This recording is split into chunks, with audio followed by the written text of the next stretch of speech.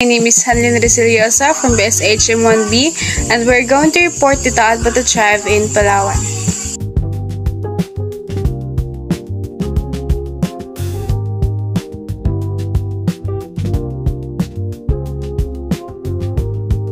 So the name Taat Bato was given to these people by the late former President Ferdinand Marcos back in the year 1970 because of their cave existence. The Taat Bato is a subgroup of the Palawan ethnic group, particularly found in Signapan Basin, Barangay Renzang, Rizal. So they are a subgroup of the larger Palawan ethnic community at nakilala dahil sa kanilang unique practice sa pagtira sa kuweba na nagpapakita ng kanilang traditional way of living. So that is the Mount Matalingahan located at Barangay Renzang, Rizal, Palawan, where the Taat Bato people particularly found. So this is the place settlement of Taat Bato. The Taat Bato peoples primarily live in the remote and mountainous areas of southern Palawan, particularly in the municipalities of Bataraza, Brooks Point, and Rizal. They are often found living in caves or makeshift shelters made from natural materials. So the Taat Bato people they use natural materials to make their shelters. These settlements are located and isolated. So dahil din nakalocated ito sa isolated na area, so mahirap ito ma-access kasi malayo ito sa bayan, and kailangan palakarin ng paghaba-haba para lang marating yung areas na to. And nakakatulong ito sa kanila to preserve their traditional way of life. So that's all. Ang Taat Bato ay pinaniwalaang inapo ng unang explanations 1000 taon na ang nakakaraan. Ang kanilang ninuno ay nanirahan sa ligid na lugar ng Palawan sa loob ng maraming henerasyon. At ang kanilang kultura at tradisyon ay hindi nagbago sa mga lumipas na panahon. Ang kanilang kultura ay isang buhay na patunay na sinaunang paraan ng pamumuhay na nagbigay ng pananaw sa ating kasaysayan bilang Pilipino. Sa paglipas ng mga panahon, nanatili ang Taat Bato sa malalayong bahagi ng Palawan. At dahil sa kanilang lokasyon ay hindi sila masyadong naapektuhan ng modernong pagbabago, kaya't napanatili nila ang kanilang kultura, tradisyon at paraan ng pamumuhay sa loob ng daang-daang taon. Ang Taat Bato ay patunay na may mga tao sa Pilipinas na nananatiling tapat sa kanilang sinaunang pamumuhay tulad ng ating mga ninuno. Subsistence of Taat Bato.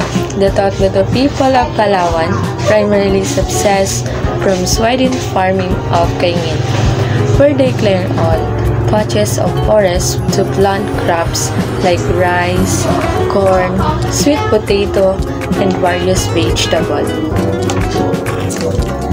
This farming technique allows them to live off the land but requires them to move after a few years to find new areas and cultivation. Ang Taat Bato daw po ay isang natutubong grupo na matatagpuan sa loob ng kagubatan ng Signapan Basin sa Barangay Renzang, Rizal, Palawan, at kilala sila sa pamumuhay na malapit sa kalikasan.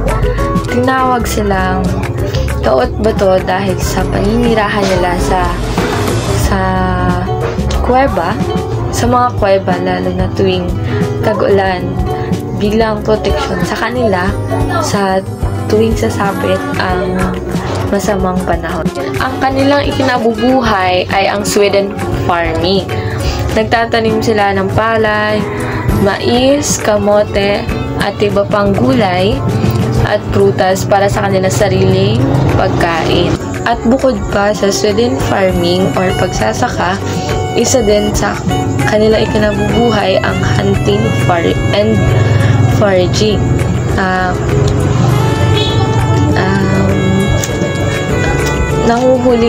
Nanguhuli sila ng mga ligaw na baboy at iba pang mga hayop. na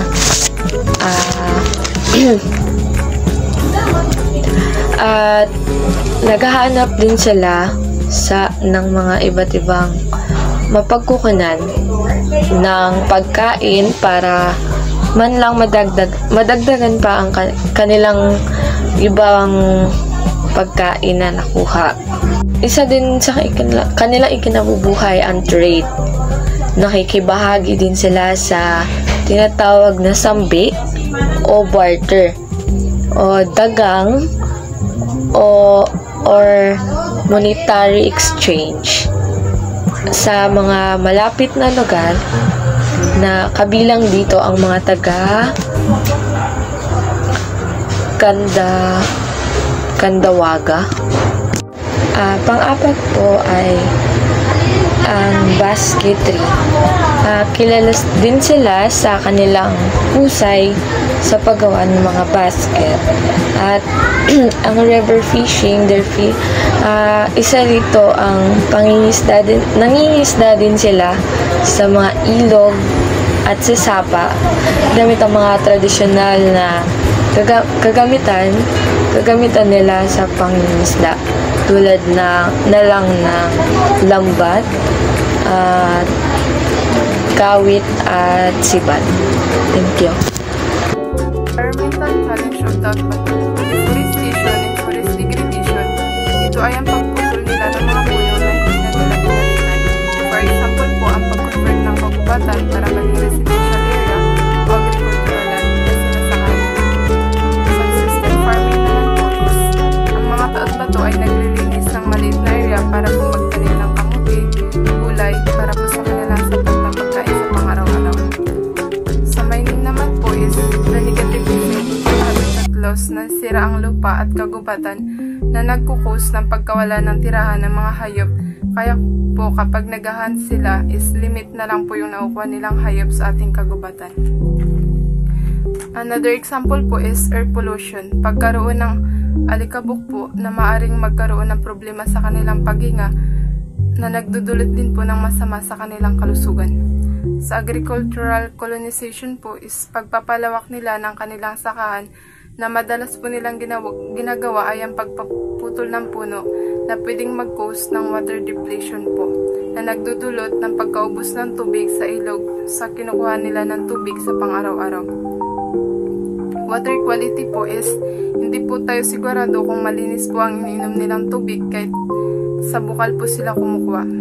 Kasi po hindi natin maiwasan na magkaroon ng kemikal ang tubig kaya pwede pa rin pong maapektuhan ang kanilang kalusugan. Sa climate change naman po is pagtaas ng temperatura na makakaapekto sa kanilang agrikultura, supply ng tubig at maaaring magdulot ng baha o pagtagtuyot.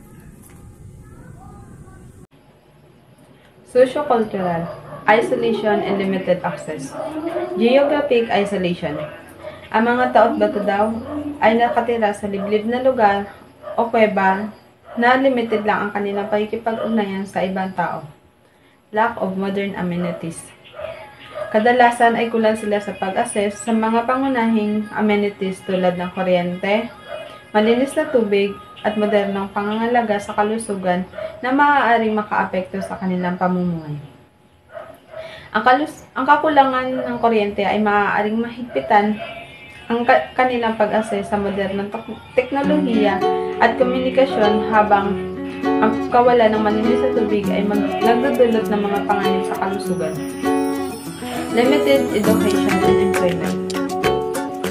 Ang kakulangan ng opportunities or chance sa pag-aaral at trabaho sa kanilang tradisyonal na kapaligiran na maaaring humantong sa kahirapan sa ekonomiya at limitadong mga prospect para sa mga nakababatang henerasyon.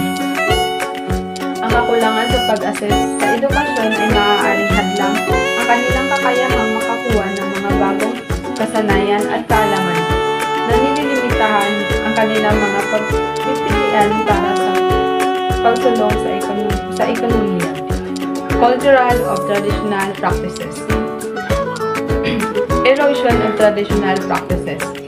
Tumutukoy ito sa unti-unting pagkawala ng tradisyonal na kaalaman, kaugalian, at kasanayan dahil sa impluwensya ng modernong kultura. Maintaining cultural identity. Binibigyan din nito ang kahirapan sa pagpagbalanse ng pangangailangan na umangkop sa modernong mundo habang pinapanatili ang kanilang natatanging pamana sa kultura. Language preservation. Tinampok nito ang kahalagahan ng pag-iingat sa wikang taot-bato na isang mahalagang bahagi ng kanilang pagkakakilanlan sa kultura at isang sasakyan para sa pagpapadala ng tradisyonal na kaalaman. Material culture of the yung mga lalaki po is traditional wear, bahag, or earrings na sinusuot nito sila ng butas. Yung mga babae naman po ay ang sinusuot nila ay patalong. At sumulalaki silang sumuot ng t-shirt kung nakipag-interact po sila sa ibang tao dahil po sa pagpalitan ng kanilang produkto. Tools for hunting, landed weapons, or bulo. Ang bulo ay isang pangunahing gamitan nila sa pagsasaka tulad sa pagtanim, pag-aani, paglilinis ng mga pananim. Bukod sa pagsasaka, ginagamit nila sa iba pang gawain sa pang-araw-araw tulad na pagtulog ng kahoy, paggawa ng kawayan, pagbalat ng kamuti na kanilang pagkain. Spears or sibat. Ang mga tao ay gumagamit ng sibat para makahuli ng isda sa ilog at mga hayop sa kabuluhan tulad ng baboy. Ang mga sibat na ginagamit nila ay gawa sa kahoy at may matalas na dulo na gawa sa bato o kawayan. Blowguns, ginagamit nila sa paghunting ng mga ibon o ibang birds. Kudyapi. Ang kudyapi ay isang instrumentong pangmusika ng mga taot-bato na may 3 kwertas na ginagamit sa pagtugtog ng tradisyonal na musik ng mga taot-bato. Craft. Woven basket. Ang woven basket ng mga taot-bato ay gawa sa mga materyales tulad ng kawayan, rattan, pandan, uri. Ang purpose ng basket na kanilang ginagawa ay hindi lang sa pagdadala ng mga gamit para sa pag-iimbak nila ng pagkain. Trade. Nagpapalitan po ang mga taot-bato ng kanilang produkto sa kabilang bayan o mas kilala sa tawag na sanding o pagkain.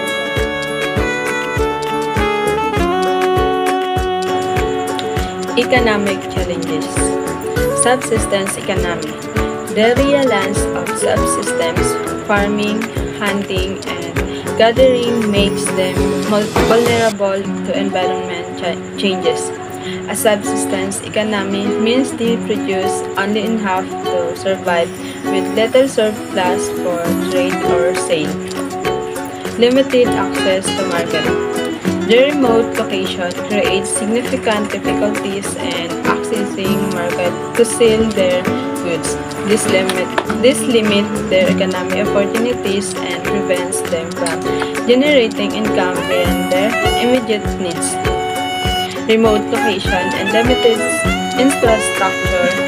The taot-bato live in a remote area of Palawan with limited infrastructures, further restricting their access to market services and economic opportunities.